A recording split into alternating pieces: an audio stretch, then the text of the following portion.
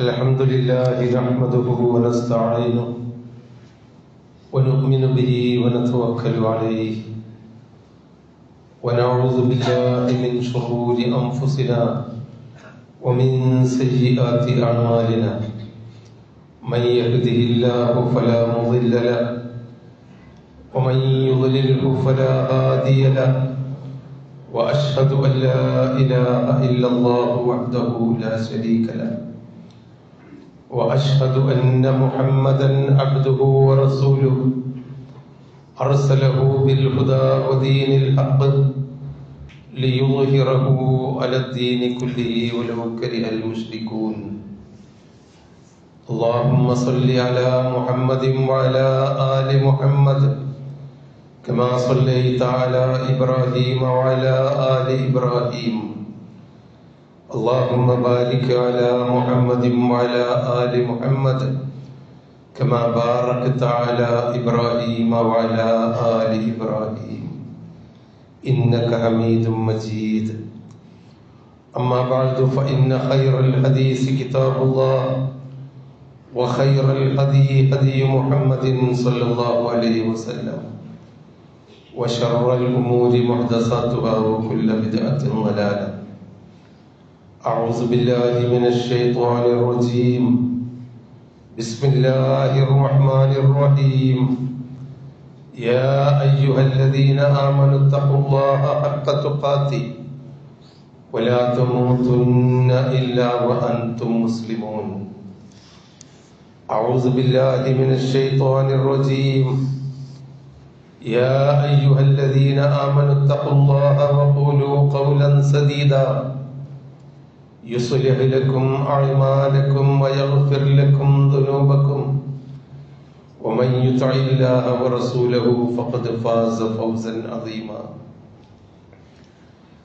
أعوذ بالله من الشيطان الرجيم الذين يجتنبون كبائر الإثم والفواحش إلا اللمم إن ربك واسع المغفرة إذ أنشأكم من الأرض وإذ أنتم أجنة في بطون أمهاتكم فلا تزكوا أنفسكم هو أعلم بمن اتقى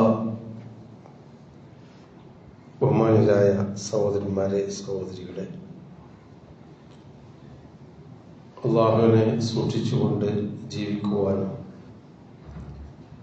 ഈ അനുഗ്രഹീതമായ മാസത്തിലെ നന്മകൾ പരമാവധി ജീവിതത്തിൽ പകർത്തി വിശ്വാസിയായ ഒരു പുതിയ ജീവിതത്തിലേക്ക് കുറച്ചുകൂടി നന്മകൾ ചെയ്യുന്ന, തിന്മകളും തെറ്റുകുറ്റങ്ങളും ഒഴിവാക്കി ജീവിക്കുന്ന ഒരു പുതിയ ജീവിതത്തിലേക്ക് കടക്കാനും നമ്മൾ പ്രതിജ്ഞ എടുക്കണമെന്നും ശ്രദ്ധിക്കണമെന്നും ആദ്യമായി ഉണർത്തുകയാണ്.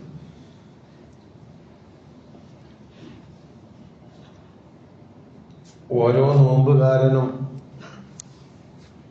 ഒരു പ്രാർത്ഥനയുണ്ട് എന്നും ആ പ്രാർത്ഥന അല്ലാഹു തആല നിരാകരിക്കുകയില്ല, ഒഴിവാക്കുകയില്ല, തട്ടിക്കളയുകയില്ല എന്ന് നബി സല്ലല്ലാഹു അലൈഹി വസല്ലം പഠിപ്പിച്ചിട്ടുണ്ട്. ആ പ്രാർത്ഥനയ്ക്ക് ഉത്തരം കിട്ടുന്ന നോമ്പിലാണ് നമ്മളുള്ളത്. ഈ അസുലഭ സന്ദർഭം പകുതി പിന്നിട്ടു, ഇനിയും പകുതി ആയുസ്സുണ്ടെങ്കിൽ നമ്മളെ കാത്തിരിക്കുന്നു. ഈ സമയം നമ്മൾ പ്രയോജനപ്പെടുത്തണം. ലിക്കുല്ലി സ്വാഇമിൻ ദഅവ ലാ തുറദ്. ഓരോ നോമ്പുകാരനും അല്ലാഹു തആല തട്ടിക്കളയാത്ത ഒരു പ്രാർത്ഥനയുണ്ട് എന്നതിൻ്റെ അർത്ഥം, നോമ്പ് നോറ്റ വിശ്വാസി ആത്മാർത്ഥമായി പ്രാർത്ഥിക്കുകയാണെങ്കിൽ ആ പ്രാർത്ഥന അല്ലാഹു തട്ടിക്കളയുകയില്ല എന്ന് തന്നെയാണ്. ദുനിയാവിൻ്റെയും ആഖിറത്തിൻ്റെയും കാര്യത്തിൽ പ്രാർത്ഥിക്കേണ്ട സമയമാണ് ഇത്. അതുപോലെ തന്നെ ഓരോ ഇഫ്താറിന്റെ നേരത്തും നരകത്തിൽ നിന്ന് അല്ലാഹു തആല മോചിപ്പിച്ചയക്കുന്ന അഥവാ നരകത്തിലേക്ക് കടക്കാവുന്ന പ്രവർത്തനങ്ങൾ ചെയ്ത് മുന്നോട്ട് പോകുന്ന മനുഷ്യന്മാർക്ക് പശ്ചാത്താപ ബോധമുണ്ടായി തിരിച്ചു വന്ന് നരകത്തിൽ നിന്ന് രക്ഷപ്പെടുത്തുന്ന ഒരുപാട് മനുഷ്യന്മാർ ഓരോ നോമ്പ് തുറയുടെ സമയത്ത് അള്ളാഹുവിൻ്റെ കണക്കിലുണ്ടെന്നും ഓരോ ഇഫ്താർ നേരത്തും കുറെ ആളുകളെ അല്ലാഹു തആല നരകത്തിൽ നിന്ന് ഒഴിവാക്കുമെന്നും പറഞ്ഞ മാസത്തിലാണ് നമ്മളുള്ളത്. ഇതും നമ്മൾ ശ്രദ്ധിക്കുകയും ജീവിതത്തിൽ മാറ്റം വരുത്തുകയും വേണം. നമ്മളൊക്കെ ജന്മനാ വിശ്വാസികളാണ്. പരമ്പരാഗതമായി മുസ്ലിമിൻ്റെ പേരിലാണ് നമ്മൾ അറിയപ്പെടുന്നത്. അത്യാവശ്യമായിട്ടൊക്കെയുള്ള കർമ്മങ്ങളും ദാനങ്ങളും ധർമ്മങ്ങളും ഇബാദത്തുകളും ഒക്കെ ഞാൻ നിർവഹിക്കുന്നുണ്ടല്ലോ എന്ന ഒരു നിർഭയത്വത്തിൽ മാത്രം നമ്മൾ കഴിഞ്ഞുകൂടാൻ പാടില്ല. അല്ലദീന യജ്തനിബൂന കബായിറൽ ഇസ്മി വൽ ഫവാഹിഷ് ഇല്ലൽ ലമം. വിശ്വാസികളെ പറ്റി അള്ളാഹു പറഞ്ഞത് വൻ കുറ്റങ്ങളിൽ നിന്ന് മാറി നിൽക്കുന്ന ആളുകൾ. മഹാപാപങ്ങൾ, മനുഷ്യർക്ക് ഉപദ്രവകരമായ കാര്യങ്ങൾ, ലൈംഗികമായ അപകടകരമായ തെറ്റുകൾ, കൊലപാതകങ്ങൾ, മർദ്ദനങ്ങൾ, പലിശ, മാതാപിതാക്കളെ ഉപദ്രവിക്കുന്ന ആളുകൾ എന്ന് തുടങ്ങി വലിയ വലിയ തിന്മകളിൽ നിന്ന് മാറി നിൽക്കുന്നവരായിരിക്കും വിശ്വാസികൾ.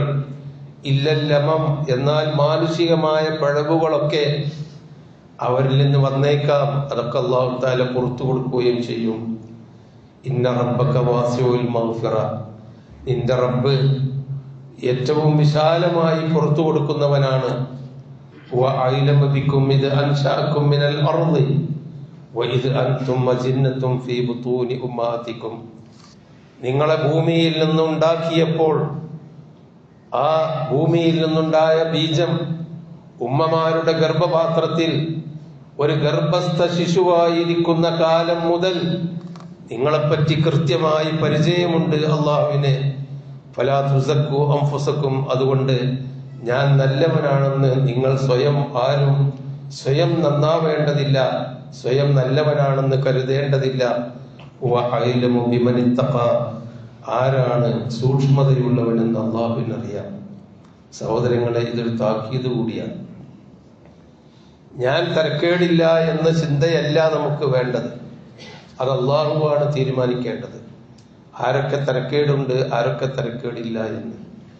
ആരാണ് സ്വർഗത്തിൽ, ആരാണ് നരകത്തിലെന്ന് അള്ളാഹുവിന്റെ റസൂലിന് പോലും തീരുമാനിക്കാൻ കഴിഞ്ഞിട്ടില്ല. പ്രസിദ്ധനായ സഹാബി ആദ്യമായി മദീനയിലേക്ക് ഹിജറ വന്ന് മരിക്കുന്ന മുഹാജിറുകളുടെ കൂട്ടത്തിലെ ആദ്യത്തെ സഹാബി മരിച്ചപ്പോൾ ആ സഹാബിയെ സൽക്കരിച്ചിരുത്തി വീടും സൗകര്യങ്ങളും കൊടുത്ത വീട്ടുകാരി ഒരു സ്ത്രീയായിരുന്നു. അവർ പറഞ്ഞു, ഉസ്മാൻ ഇബ്നു മദ്ഊനിനെ അതാ സ്വർഗത്തിലേക്ക് കൊണ്ടുപോകുന്നു എന്ന്. സഹാബിയാണ്, മുഹാജിറാണ്, വീടും കുടിയുമില്ലാതെ മറ്റൊരാളുടെ വീട്ടിൽ താമസിച്ച് കഷ്ടപ്പെട്ട് ദീനിന് വേണ്ടി ത്യാഗം ചെയ്യുന്നയാളാണ്. റസൂലുള്ളാഹി സ്വല്ലല്ലാഹു അലൈഹി വസല്ലമിന്റെ ഏറ്റവും ഇഷ്ടപ്പെട്ട മനുഷ്യനായിരുന്നു ഉസ്മാൻ ഇബ്നു മദ്ഊൻ റളിയല്ലാഹു അൻഹു എന്ന അബൂ സാഹിബ്. അദ്ദേഹത്തിന് മരിച്ചത് കേട്ടിട്ട് നബി സല്ലല്ലാഹു അലൈഹി വസല്ലമ നെറ്റത്ത് പോയി ചുംബിച്ചു എന്നൊക്കെ ചരിത്രത്തിലുണ്ട്. അത്രയധികം അള്ളാഹുവിന്റെ റസൂലിന് ഇഷ്ടപ്പെട്ട ആ മനുഷ്യനെ സ്വർഗത്തിലേക്ക് കൊണ്ടുപോകുന്നു എന്ന് പറഞ്ഞപ്പോ നബി സല്ലല്ലാഹു അലൈഹി വസല്ലമ ആ സ്ത്രീയോട് പറഞ്ഞത്, ആര് പറഞ്ഞു ഉസ്മാൻ ഇബ്നു മദ്ഊൻ സ്വർഗത്തിലാണെന്ന്? വല്ലാഹി മാ അദ്രി മാ യഫ്അലു ബി വലാ ബിക്കും, എന്നെ കൊണ്ടും നിന്നെ കൊണ്ടും അള്ളാഹ് എന്ത് ചെയ്യുമെന്ന് എനിക്ക് പോലും അറിയില്ല. ഞാൻ അള്ളാഹുവിന്റെ റസൂലാണ്, അതുകൊണ്ട് ആർക്കും സർട്ടിഫിക്കറ്റ് കൊടുക്കേണ്ടതില്ല എന്നാണ് പറയുന്നത്. അവിടെയായിരിക്കണം നമ്മൾ എന്താണ് ഏതാണ് എന്ന് അള്ളാഹുവിനെ അറിയും. നമ്മൾ നല്ലവരാണെന്നുള്ള ധാരണ നമ്മളെ പാരമ്പര്യവും പ്രവർത്തനങ്ങളും വെച്ച് നമ്മൾക്ക് ഉണ്ടാവേണ്ടതില്ല. അത് അള്ളാഹു തീരുമാനിച്ചു കൊള്ളും. ആരെ പറ്റിയാണെങ്കിലും ഒരു കൂട്ടര് അള്ളാഹുവിന്റെ ഔലിയാക്കളാണ്, ഔലിയാന്റെ അടുത്ത ആളുകളാണ്. അവര് നേരെ സ്വർഗത്തിലേക്കാണ്. അള്ളാഹുവിന്റെ പങ്ക് പറ്റുന്നവരാണ്. അള്ളാഹുവിന്റെ പണികൾ ഏറ്റെടുത്ത് ചെയ്യുന്ന ആളുകളാണ്. അള്ളാഹുവിന്റെ അടുക്കൽ സ്വർഗത്തിലേക്ക് പോയ രക്തസാക്ഷികളാണ്. അങ്ങനൊന്നും നമ്മൾ കണക്കാക്കണ്ട. അതൊക്കെ പഠിച്ചോൻ തീരുമാനിക്കണ്ട. നമ്മൾ നല്ലവരാണോ എന്ന് നമ്മൾ സ്വയം നന്മകൾ ചെയ്യുക എന്നതാണ് നമ്മുടെ ബാധ്യത. സഹോദരങ്ങളെ, റമദാനിന്റെ പകുതി പിന്നിട്ട് പോയിക്കൊണ്ടിരിക്കുകയാണ്. ഒരുപാട് ഓർമ്മകൾ നമുക്ക് ഈ സമയത്ത് പുതുക്കാനുണ്ട്. പരിശുദ്ധ ഖുർആനിന്റെ അവതരണ മാസമാണ് റമദാൻ എന്ന് നമുക്കറിയാം. അതുപോലെ തന്നെ ഇസ്ലാമിക ചരിത്രത്തിന്റെ വഴിതിരിവായ ഇതര 2-ാം കൊല്ലത്തിൽ ഒരു റമദാനിലെ 17-ൽ സംഭവിച്ച ബദർ യുദ്ധത്തിന്റെ ഓർമ്മകളും നമുക്കുണ്ട്. അതൊക്കെ ഒരുപാട് പാഠങ്ങൾ പഠിക്കാനുള്ളതാണ്. സൂറത്തുൽ അംഫാലിൽ ഒരുപാട് ആയത്തുകളിൽ കൂടി ബദർ യുദ്ധത്തെ പറ്റി നമുക്ക് പഠിപ്പിച്ചു തരുന്നുണ്ട്. പരിശുദ്ധ ഖുർആനിനെ പറ്റി ഖുർആനിലുടനീളം അതിനോടുള്ള നമ്മുടെ ബാധ്യതയെപ്പറ്റി, അതിനെ പഠിക്കാത്ത ആളുകളെ പറ്റി, അത് പഠിക്കാനുള്ള അവസരമുണ്ടായിട്ടും ഖുർആൻ ഒന്ന് വായിച്ചു നോക്കാൻ മടിക്കുന്നവരെ പറ്റി അല്ലാഹു തആല ആവർത്തിച്ച് പറയുന്നുണ്ട്. ശക്തമായ ഭാഷയിൽ തന്നെ ഖുർആൻ പഠിക്കാത്തവരെ അല്ലാഹു തആല നമ്മൾ ഇഷ്ടപ്പെടാത്ത മൃഗങ്ങളുടെ പേര് വിളിച്ചുകൊണ്ട് വരെ അല്ലാഹു തആല ആക്ഷേപിച്ചിട്ടുണ്ട്. ഖുർആൻ പഠിക്കാത്തവരെ, ഖുർആൻ പഠിച്ചിട്ടും അതനുസരിച്ച് ജീവിക്കാത്തവരെ. അങ്ങനൊക്കെ ഈ നാളുകൾ ഓർക്കാനുണ്ടെങ്കിലും ആ ഓർമ്മയിൽ നിന്നെല്ലാം നമുക്ക് വേണ്ടത് എന്താണ് എന്ന് തിരിച്ചറിയുകയാണ് നമ്മളെ സംബന്ധിച്ചിടത്തോളം വേണ്ടത്. നിർഭാഗ്യവശാൽ മുസ്ലിം സമൂഹം അതൊക്കെ കൈവിട്ടിട്ട് എവിടെ എത്തി എന്ന് ചോദിച്ചാൽ, ഖുർആൻ അവതരിച്ച മാസം അതൊരു ആചരണ മാസമായി മാത്രം ചുരുക്കിക്കെട്ടി. ഖുർആൻ അവതരിച്ച ദിവസം അത് 27-ാം രാവാണ് നമ്മൾ തീരുമാനിച്ചു. എന്നിട്ട് 27-ാം രാവ് ആചരിക്കുന്ന പണി തുടങ്ങി. അതിന് പലഹാരങ്ങൾ ഉണ്ടാക്കി 27-ാം രാവിന് ആളുകളെ കൂലിക്ക് ദുആക്ക് പിടിച്ചുകൊണ്ട് അവരെ കൊണ്ട് ദുആ ഇരപ്പിച്ച് കാശും കൊടുത്ത് മധുരമുള്ള അപ്പവും തിന്നാൽ ഖുർആനിനോടുള്ള ബാധ്യത തീർന്നു എന്ന ആചരണത്തിലേക്ക് നമ്മൾ എത്തി. ഖുർആനിനെ പറ്റി എത്ര പേർക്ക് സൂറത്തുൽ ഫാത്തിഹയുടെ അർത്ഥം അറിയാം? അതാണല്ലോ 17 വട്ടം ചെല്ലുന്നത്. ഒരു പ്രാവശ്യം ഖുർആനിന്റെ അർത്ഥത്തോടുകൂടി വായിച്ച് തീർത്തവരെത്രയുണ്ട്?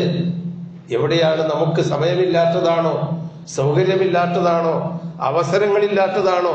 ഖുർആൻ പഠിപ്പിച്ചു തരാൻ ആരെങ്കിലും നാട്ടിലില്ലാത്തത് കൊണ്ടാണോ? ഒന്നുമല്ല. നമുക്കത് വേണ്ട. ഖുർആൻ പഠിച്ചില്ലെങ്കിലും ഇവിടെ സർട്ടിഫിക്കറ്റ് കിട്ടും, PSCയിൽ നിയമനം കിട്ടും, കച്ചവടം നന്നായി ചെയ്യാൻ പറ്റും, ബിസിനസ്സുകൾ നന്നായി പോകും. അതിനൊന്നും ഖുർആൻ പഠിക്കേണ്ട ആവശ്യമില്ല. അതുകൊണ്ട് ദുനിയാവിലെ ജീവിതം സുഖകരമാക്കാൻ ഖുർആൻ വേണ്ട എന്നതുകൊണ്ട് അള്ളാഹുവിന്റെ ഖുർആനിനെ നാം 27-ാം രാവിലേക്ക് കൂട്ടിക്കെട്ടി ആചാരത്തിന്റെ മാസമാക്കി മാത്രം മാറ്റി. അതല്ല, ഖുർആനിലേക്ക് നമ്മൾ തിരിച്ചു പോകണം. ഖുർആൻ നമ്മൾ പഠിക്കണം. മറ്റൊന്ന് യൗമുൽ ബദർ, ബദറിന്റെ ദിവസം. അത് ഇസ്ലാമിക ചരിത്രത്തിലെ ഒരു വലിയ നാഴികക്കല്ലായിരുന്നു. യൗമുൽ ഫുർഖാൻ, കല്ലും പതിരും നെല്ലും പതിരും വേർതിരിച്ച ഒരു ദിവസമായിരുന്നു യൗമുൽ ബദർ അല്ലെങ്കിൽ യൗമു ബദർ അല്ലെങ്കിൽ യൗമുൽ ഫുർഖാൻ. അതും നമ്മൾ ആചാരത്തിന്റെ മാസമാക്കി മാറ്റി.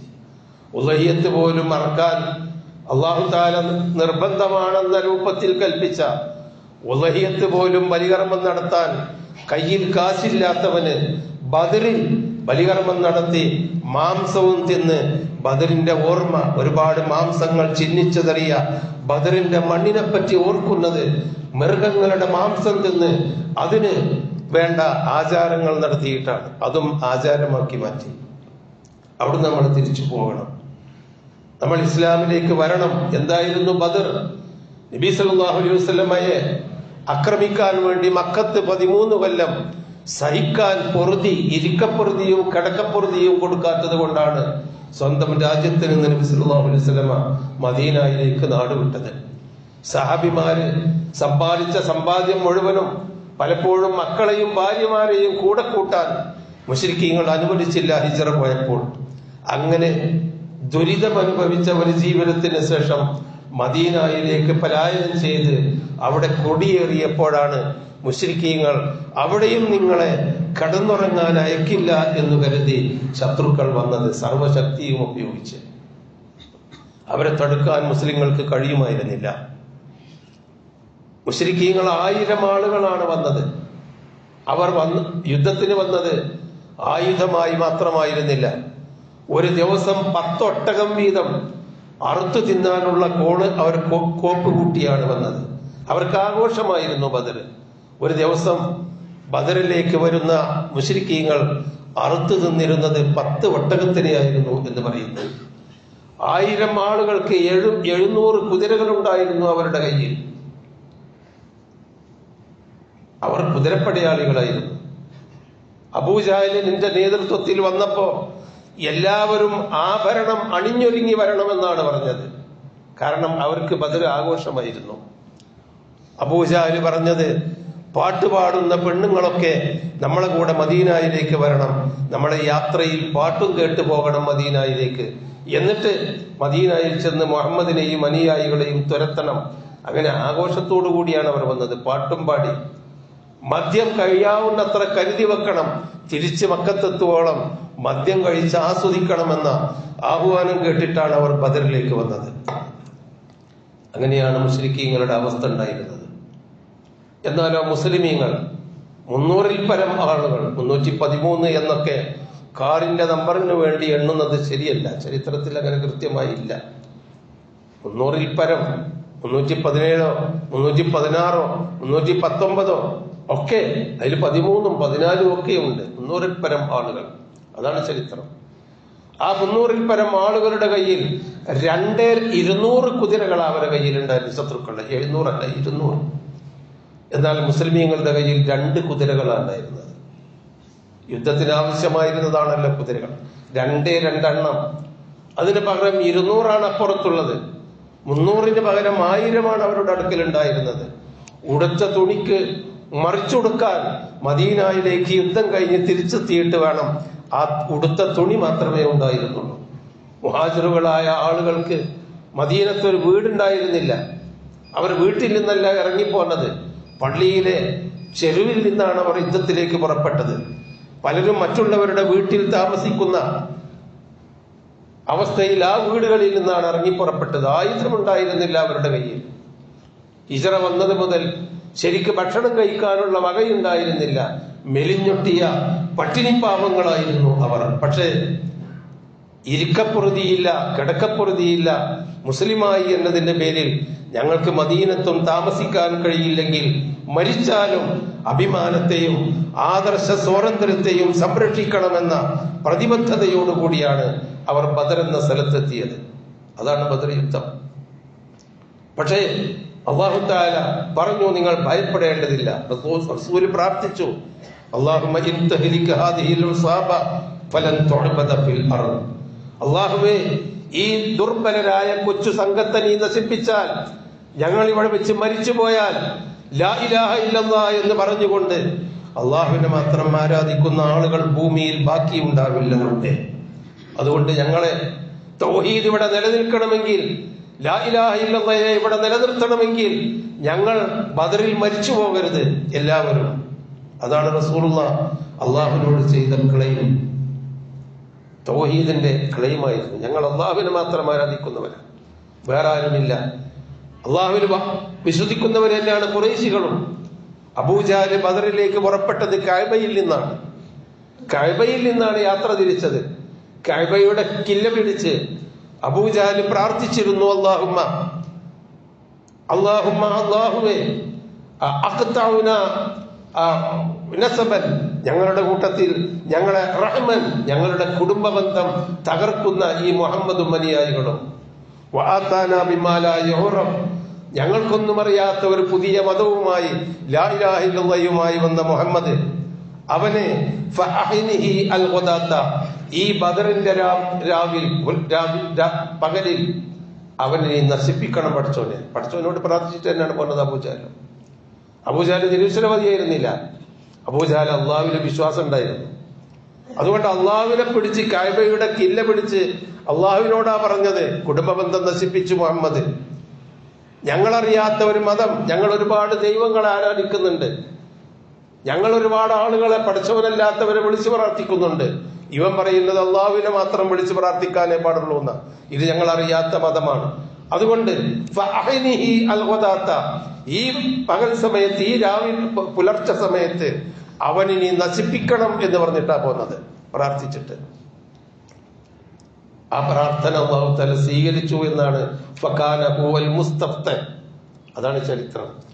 അള്ളാഹു വിജയത്തിന് വേണ്ടി അബൂജഹൽ പ്രാർത്ഥിച്ച വിജയം അള്ളാഹു തആല മുഹമ്മദ് നബിക്ക് കൊടുത്തു. കാരണം നശിപ്പിച്ചതും തിന്മ ചെയ്തതും അബൂജഹലും കൂട്ടരുമായിരുന്നു. അവർ നശിച്ചു, അവർ പിന്തിരിഞ്ഞോടേണ്ടി വന്നു, അവരിൽ ഒരുപാട് ആളുകൾ കൊല്ലപ്പെടേണ്ടി വന്നു. പറഞ്ഞു വരുന്നത് ബദർ ലാ ഇലാഹ ഇല്ലല്ലാഹ് എന്ന ആശയത്തിന് വേണ്ടി. അതെന്തായിരുന്നു? അബൂജഹലിന് ഇല്ലാത്ത ഒരു ദൈവവിശ്വാസം മുഹമ്മദ് നബിക്ക് ഉണ്ടായിരുന്നത് എന്താ? അബൂജഹൽ അള്ളാഹുവിൽ വിശ്വസിച്ചിരുന്നു. ആരാണ് നിന്നെ സൃഷ്ടിച്ചതെന്ന് ചോദിച്ചാൽ റബ്ബ് എന്നാണ് അവർ പറയാ. ആരാണ് നിനക്ക് മഴ തരുന്നത്? റബ്ബാണ്. ആരാണ് മരിപ്പിക്കുന്നത്? റബ്ബാണ്. ആരാണ് ജനിപ്പിക്കുന്നത്? റബ്ബാണ്. അതൊക്കെ അവർക്ക് വിശ്വാസം ഉണ്ടായിരുന്നു. അടിസ്ഥാനപരമായി അവർ അള്ളാഹുവിൽ വിശ്വസിച്ചിരുന്നു. പക്ഷേ ആ റബ്ബിനോട് മാത്രമേ പ്രാർത്ഥിക്കാവൂ, ആ റബ്ബിന് വേണ്ടി മാത്രമേ നേർച്ച നേരാവൂ, ആ റബ്ബിന് വേണ്ടി മാത്രമേ വഴിപാട് നടത്താവൂ, ആ റബ്ബിനെ മുൻനിർത്തി നേർക്കുനേരെ ചോദിക്കണം, ആ റബ്ബിന്റെ ഇടയിൽ വേറൊരാളെയും ആവശ്യമില്ല എന്നതിലായിരുന്നു മുഹമ്മദ് നബിയും അബൂജഹലും തമ്മിലുള്ള തെറ്റ്. വ്യത്യാസം അതായിരുന്നു. റബ്ബില്ല എന്ന് പറഞ്ഞുകൊണ്ടല്ല. ലാ ഇലാഹ ഇല്ലല്ലാഹ്, അല്ലാഹുവല്ലാതെ ആരാധനക്കർഹൻ, പ്രാർത്ഥനക്കർഹൻ, സഹായം തേടാൻ അർഹൻ, രക്ഷ തേടാൻ അർഹൻ, നേർച്ചകളും വഴിപാടുകളും അർപ്പിക്കാൻ അർഹൻ അല്ലാഹുവല്ലാതെ മറ്റാരുമില്ല. അതുകൊണ്ട് അള്ളാഹുവിനോട് മാത്രമേ ദുആ ചെയ്യാവൂ, പ്രാർത്ഥിക്കാവൂ എന്നതാണ് തൗഹീദ്. അതാണ് ഇബാദത്ത്. ഇങ്ങനെ ഇബാദത്ത് ചെയ്യുന്ന ലാ ഇലാഹ ഇല്ലല്ലാഹ് എന്ന് അല്ലാഹു തആല പഠിപ്പിച്ച രൂപത്തിൽ ഇബാദത്ത് ചെയ്യുന്ന ആളുകൾ ഭൂമിയിൽ അവശേഷിക്കില്ല. ഞങ്ങൾ മരിച്ചാൽ അള്ളാഹുവിൽ വിശ്വസിക്കുന്നവരൊക്കെ ഉണ്ടായേക്കാം. അതാണ് റസൂലിന്റെ പ്രാർത്ഥന. ആ പ്രാർത്ഥന അല്ലാഹു തആല സ്വീകരിച്ചു എന്നാണ് ഖുർആൻ നമുക്ക് പഠിപ്പിച്ചു തരുന്നത്. എന്തുകൊണ്ടെന്നാൽ ശിർക്കാണ് സഹോദരന്മാരെ. നമ്മുടെ സമൂഹത്തിൽ ശിർക്ക് വളർന്നുകൊണ്ടിരിക്കുകയാണ്. പഠിച്ചവനോടുള്ള പ്രാർത്ഥനയ്ക്ക് പകരം അല്ലാഹുവല്ലാത്ത ഒരുപാട് ആളുകളെ നിർത്തിവെച്ച ദൈവങ്ങളായി കണ്ടവർ, അതല്ല മനുഷ്യ ദൈവങ്ങളായി കണ്ടവർ. മരിച്ച മനുഷ്യന്മാരുടെ ജാറങ്ങളിൽ നിന്ന് രക്ഷ കിട്ടും, ഔലിയാക്കൾ രക്ഷപ്പെടുത്തും, അള്ളാഹുവിന്റെ കാര്യങ്ങളൊക്കെ ഔലിയാക്കളാണ്, വലിയുകളാണ് നൽകുന്നത് എന്നിങ്ങനെ കണ്ടതിനും കണ്ടവന്റെയും നേരെ ദിവ്യത്വവും ഉലൂഹിയത്തും ചാർത്തി അള്ളാഹു അല്ലാത്തവരോട് പ്രാർത്ഥിക്കുന്ന ആചാരങ്ങൾ മുസ്ലിം സമുദായം ധാരാളമായി ചെയ്യുന്നു. അതിൽ നിന്ന് മാറി യാ റബ്ബന അല്ലാഹുമ്മ, ഏകനായ റബ്ബിങ്കലേക്കുള്ള തേട്ടമാണ് തൗഹീദ്. ആ തൗഹീദിന് വേണ്ടിയാണ് നബി സല്ലല്ലാഹു അലൈഹി വസല്ലമ യുദ്ധം ചെയ്തത്. ഇന്നല്ലാഹ ലാ യഗ്ഫിറു അൻ യുശ്റക ബിഹി വയഗ്ഫിറു മാ ദൂന ദാലിക ലിമൻ യശാ. അല്ലാഹുവിൽ പങ്കു ചേർക്കുന്നത് അല്ലാഹു ഒരിക്കലും പൊറുക്കൂല, അതല്ലാത്തതൊക്കെ അല്ലാഹു തആല പൊറുക്കും. അതുകൊണ്ട് സഹോദരങ്ങളെ, ബദറിന്റെ സന്ദേശം നാം ആചരിക്കലല്ല, തൗഹീദിലേക്ക് മടങ്ങുക, ലാ ഇലാഹ ഇല്ലല്ലാഹിലേക്ക് മടങ്ങുക, ആ അള്ളാഹുവിന്റെ കൽപ്പനയനുസരിച്ച് ജീവിക്കുക. അള്ളാഹു കൽപ്പിച്ച ഫർളാണെങ്കിൽ അത് ഫർളായി തന്നെ കാണുക, സുന്നത്താണെങ്കിൽ സുന്നത്തായി തന്നെ കാണുക. എന്നിട്ട് അള്ളാഹുവിന്റെ രക്ഷയ്ക്ക് വേണ്ടി പ്രാർത്ഥിക്കുക. വകാന ഹഖ്ബൻ അലൈനാ നസ്റുൽ മുഅ്മിനീൻ, സത്യവിശ്വാസികളെ സഹായിക്കേണ്ടത് എന്റെ ബാധ്യതയാണ് എന്ന് അള്ളാഹു തആല ഉത്തരവാദിത്തം ഏറ്റെടുത്തിട്ടുണ്ട്. അള്ളാഹുവിനോട് പ്രാർത്ഥിക്കുക. അതാണ് ബദറിൽ സംഭവിച്ചത്. ഇത്രയൊക്കെ ശക്തി വ്യത്യാസങ്ങൾ ഉണ്ടായിട്ടും ബലവ്യത്യാസം ഉണ്ടായിട്ടും ആ വിശ്വാസികൾക്ക് മണലിൽ കൂടി നടക്കാൻ കാല് പൂണ്ടുപോകുന്ന മണലായതുകൊണ്ട് മഴ പെയ്യിപ്പിച്ചു കൊടുത്തു. സൂറത്തുൽ അൻഫാലിന്റെ തുടക്കത്തിൽ അത് കാണാം. മഴ പെയ്യിപ്പിച്ചു കൊടുത്തു. അപ്പൊ മണൽ ഉറച്ചു. എന്നിട്ട് അവർ ബദർ യുദ്ധത്തിലേക്ക് നടന്നത്. അവർക്ക് വെള്ളമുണ്ടായില്ല. മഴ പെയ്യിപ്പിച്ചപ്പോ അവിടെയൊക്കെ ധാരാളമായി വെള്ളം അല്ലാഹു തആല അവർക്ക് നൽകി. അങ്ങനെയാണ് അവര് ഒക്കെ പുറമെ ഞങ്ങൾ ആള് കുറവാണല്ലോ എന്ന് ആ വിശ്വാസികൾക്ക് ഒരു ഉൾക്കിടിലമുണ്ടായിരുന്നു. ഞങ്ങൾ ആള് കുറവാണല്ലോ എന്ന്. അല്ലാഹു തആല പറഞ്ഞു, ഇൻതസ്തഗീസൂന റബ്ബക്കും ഫസ്തജാബ ലക്കും അന്നീ മുമിദ്ദുക്കും ബിഅൽഫിൻ മിനൽ മലായികത്തി മുർദിഫീൻ. നിങ്ങൾക്ക് 300 അവർ 1000 1000 മലക്കുകളെ നിങ്ങൾക്ക് ഞാൻ സഹായിയായി അയക്കുന്നുണ്ട്. അങ്ങനെ മലക്കുകളെ കൂടി വിട്ടുകൊടുത്തുകൊണ്ട് അള്ളാഹു തആല സഹായിച്ചു. അള്ളാഹുവിന്റെ മാർഗത്തിലേക്ക് നമ്മൾ മടങ്ങിയാൽ അള്ളാഹുവിന്റെ സഹായം നമ്മൾ അറിയാതെ കിട്ടും എന്നതൊക്കെയാണ് നമ്മളെ പഠിപ്പിക്കുന്നത്. ആ തൗഹീദിന്റെ സന്ദേശമടങ്ങുന്ന ബദറിനെയും ആ ബദർ നമ്മളെ പഠിപ്പിക്കുന്ന ആ ബദറിന്റെ സന്ദേശം നമ്മൾക്ക് പറഞ്ഞു തരുന്ന ഖുർആനിനെയും നാം പഠിച്ചു മനസ്സിലാക്കി ജീവിക്കുന്നവരുടെ കൂട്ടത്തിൽ ഉൾപ്പെടുക. അള്ളാഹു അനുഗ്രഹിക്കുമാറാവട്ടെ.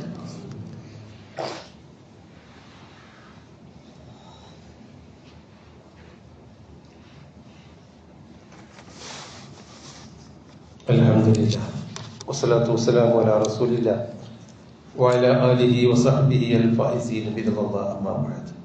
സഹോദരങ്ങളെ, രണ്ടും ഫുർഖാൻ എന്നാണ് ഖുർആൻ പറഞ്ഞത്. ഫുർഖാൻ എന്ന് പറഞ്ഞാൽ വേർതിരിക്കുന്നത്, സത്യവും അസത്യവും വേർതിരിക്കുന്നത്. ഖുർആനിന്റെ പേരാണ് ഫുർഖാൻ, മറ്റൊരു പേര് ഫുർഖാനുൽ അദീം. ബദറിന്റെ പേരാണ് ഫുർഖാൻ. എന്താ വേർതിരിച്ചത്? ജീവിതത്തിൽ ശരിയും തെറ്റും വേർതിരിക്കുന്ന ഒരു യുദ്ധം, ആ ശരിയും തെറ്റും വേർതിരിക്കുന്ന ഒരു വേദഗ്രന്ഥം, അതാണ് പരിശുദ്ധ ഖുർആൻ. നമ്മൾ പഠിക്കണം. ഒരു 50 കിലോമീറ്റർ ദൂരത്തേക്ക് നമ്മൾ പോകുമ്പോൾ പോലും നമ്മൾ ഗൂഗിൾ മാപ്പ് ഇടും. എന്തിനാ? വഴി തെറ്റാതിരിക്കാൻ. ഒരു ഗൈഡ്, ഖുർആൻ നമ്മുടെ ഗൈഡാണ്, നമ്മുടെ വഴിയാണ്. എവിടെയാണ് ഞാൻ എങ്ങനെയാണ് ജീവിക്കേണ്ടതിന്റെ കൃത്യമായ ഗൈഡാണ്. അത് വായിച്ചു നോക്കണം. ഒരു ഗൂഗിൾ മാപ്പിനോളം പോലും നമ്മൾ ഖുർആനിൽ വിശ്വസിക്കുന്നില്ലേ?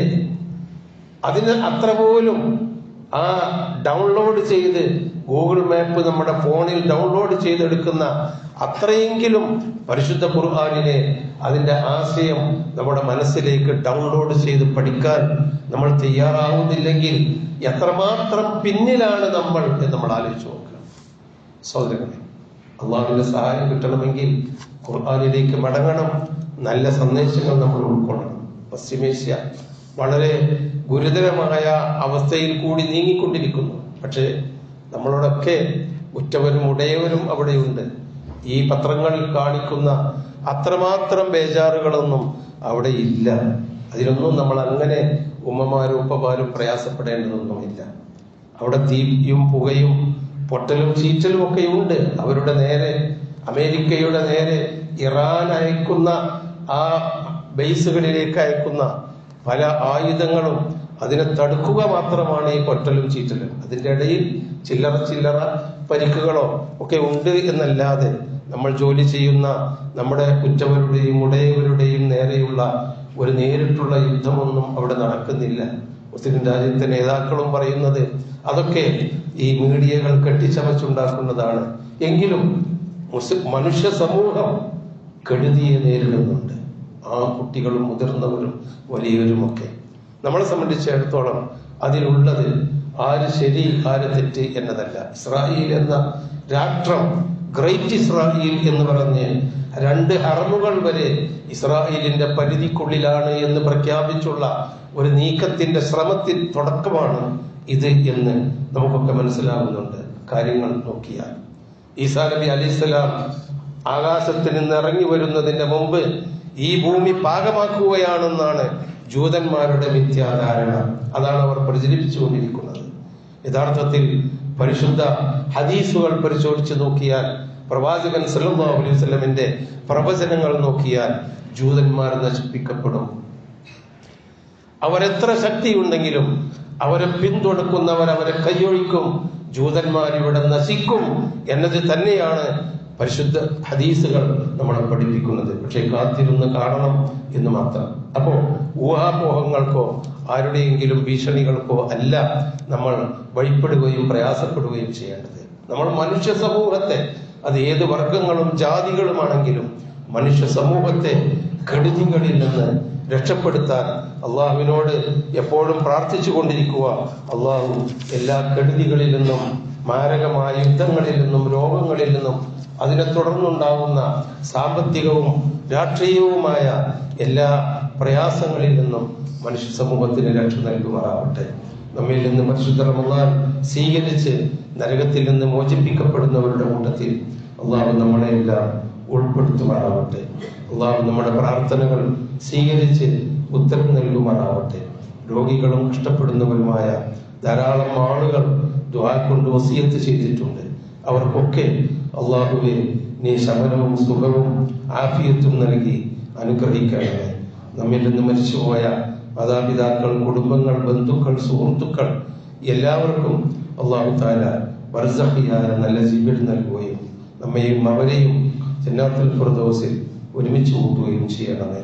റബ്ബനാ ആതിനാ ഫിദ്ദുനിയാ ഹസന വഫിൽ ആഖിറതി ഹസനതൻ വഖിനാ അദാബന്നാർ. തഖബ്ബൽ മിന്നാ ഇന്നക അൻതസ് സമീഉൽ അലീം വതുബ് അലൈനാ ഇന്നക അൻതത് തവ്വാബുർ റഹീം. ആമീൻ ബിറഹ്മതിക യാ അർഹമർ റഹീമീൻ. സഹോദരങ്ങളെ, നമ്മുടെ പള്ളി ഫണ്ടിന്റെ കാര്യം ആരും മറക്കരുത് എന്ന് പ്രത്യേകമായി